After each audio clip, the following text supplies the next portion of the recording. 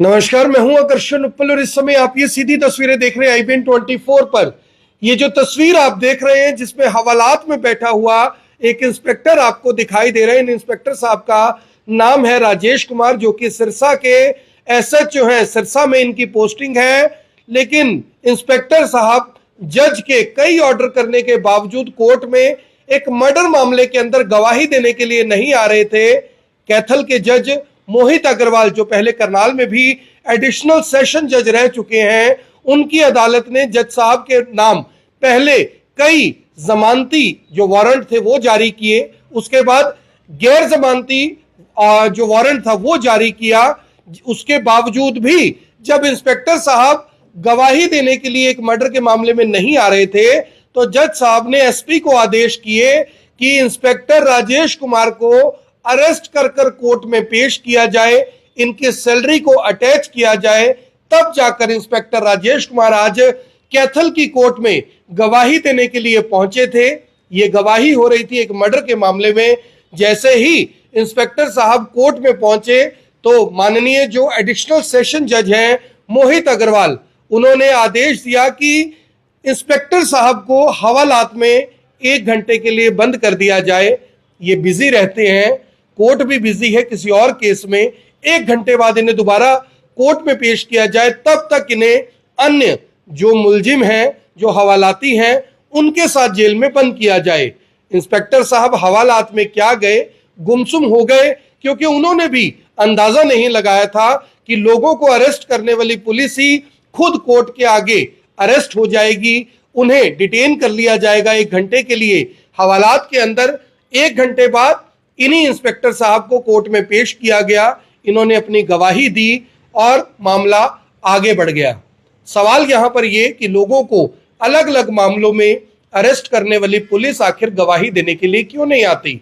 जब एक मामला कोर्ट में चला जाता है, कई लोग बेकसूर होते हैं, कई कसूरवार होते हैं, जेलों के अंदर सालों से सड़ते रहते हैं। गवाही देने के लिए जो जांच अधिकारी हैं मौके पर आते ही नहीं।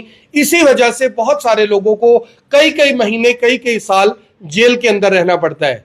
जिस मर्डर केस की गवाही देने के लिए इंस्पेक्टर राजेश कोर्ट में पहुंचे थे, इसी मामले के आदेश माननीय पंजाब और हरियाणा हाईकोर्ट ने किए थे कि जून 2025 तक इस मामले की सुनवाई पूरी तरह से खत्म हो और जो भी कोर्ट ने डिसीजन लेना है वो लिया जाए, क्योंकि इस मामले के आरोपी जेल के अंदर है। लेकिन इंस्पेक्टर साहब मौके पर आ नहीं रहे थे।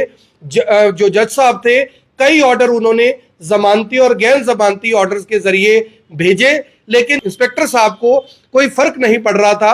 उन्हें लग रहा था कि इस तरह के आदेश तो आते रहते हैं, जब समय मिलेगा तो चले जाएंगे। लेकिन जब कैथल के एडिशनल सेशन जज मोहित अग्रवाल ने SP को आदेश दिए कि इंस्पेक्टर राजेश कुमार को अरेस्ट कर कोर्ट में पेश किया जाए, तब जाकर इंस्पेक्टर राजेश आज कोर्ट में पेश होते हैं और उन्हें 1 घंटे के लिए लॉकअप में रखा जाता है।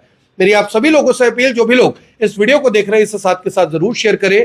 कमेंट बॉक्स में जरूर बताएं कि क्या इंस्पेक्टर राजेश के साथ कोई नाइंसाफी तो नहीं हुई, या उनके साथ कोर्ट ने जो किया वो बिल्कुल ठीक था। धन्यवाद। मेरा नाम है SI सुरेश कुमार, मैं एस्कॉर्ट इंचार्ज कैथल लगा हुआ हूँ।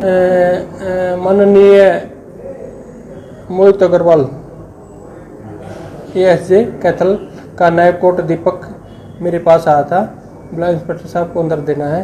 मैंने कहा भाई कोई लिखित में आदेश दो मेरे को। बोला जी लिखित में तो मेरे पास आदेश नहीं है।